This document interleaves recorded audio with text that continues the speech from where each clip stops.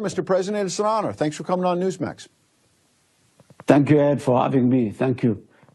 Mr. President, we see so many world leaders congratulating President Trump this week. What is your reaction to this historic peace effort? Are you going to join the effort to nominate him for the Nobel Peace Prize? And what is your hope in terms of working with him on other peace initiatives in your corner of the world, sir?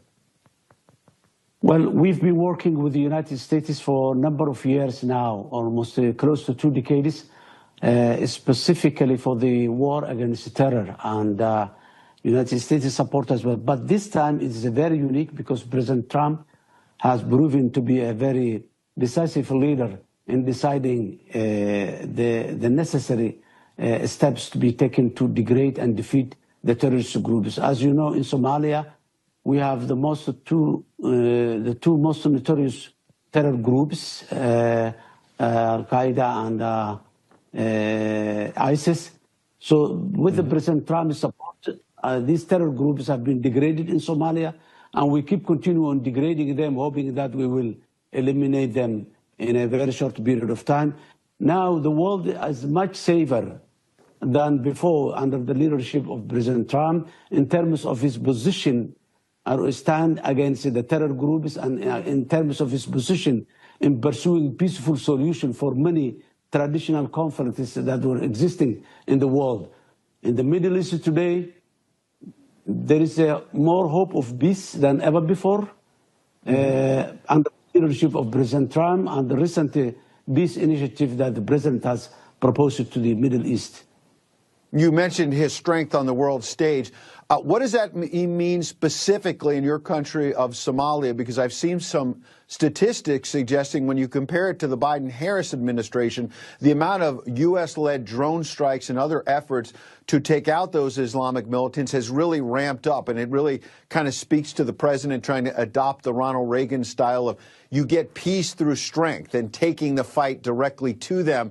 Do you think that makes it more likely that we have less terror attacks in Somalia, in Europe, our allies could be targeted, or maybe even here on American soil, that the fight has been taken to these terrorists by the president and that you're working with him to wipe them out?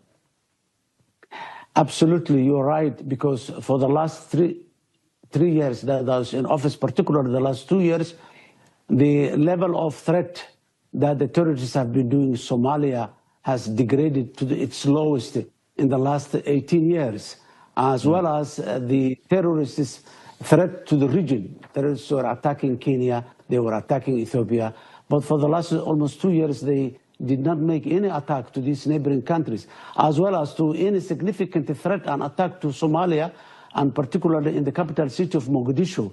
Today, the peaceful Mogadishu is very apparent. Business is developing, investment is coming, the country is reconstructing, and really we are very much grateful for the role that President Trump and the administration of the United States has taken, because the number of assets that are operating in Somalia has increased.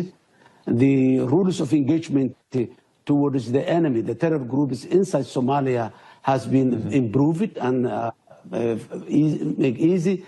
The decision, certain important decisions has been delegated to AFRICOM, which is so close to Somalia and are there in Somalia. And today, the U.S. forces are training Somali security forces, mentoring them in the battlefield as well, and giving them the necessary support, and not only in the air, but as well as in the ground, for logistical, for medical evacuation, for everything. So this makes the terrorists weak now in Somalia. So with the President Trump's help, you're weakening those terrorists. That's an important headline. Yes. I want to move on to China, which is another big deal. As you know, China's been very aggressive in Somalia, throughout the continent of Africa, going after rare earth minerals, the Belt and Road Initiative, trying to build infrastructure. And the president, President Trump's sort of in a back and forth with President Xi. They have a summit sort of on the sidelines of APEC there in South Korea in a few weeks. They have a bit of a trade war, and then on the other hand, they say they're going to work together. What are your thoughts about China? Are you pushing back against some of their initiatives? Because basically, the President's Treasury Secretary, Scott Bessent, said today, it's sort of China versus the world right now. Where do you come down in that fight?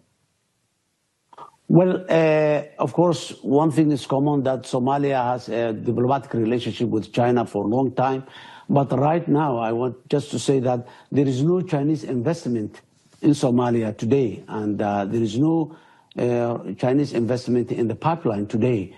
But we have, on the other hand, there's a lot of American investment in process, and there's a lot of American investment. Recently, we have a 3-day meeting here in Somalia by American, more than 24 American business companies who came here in Somalia and who has been here meeting with the Somali private business people as well as Somali government for the U.S. Private partnership with Somalia, U.S. investment in Somalia. So we are very much involved with, and there are a couple of U.S. companies as well as investing in Somalia right now.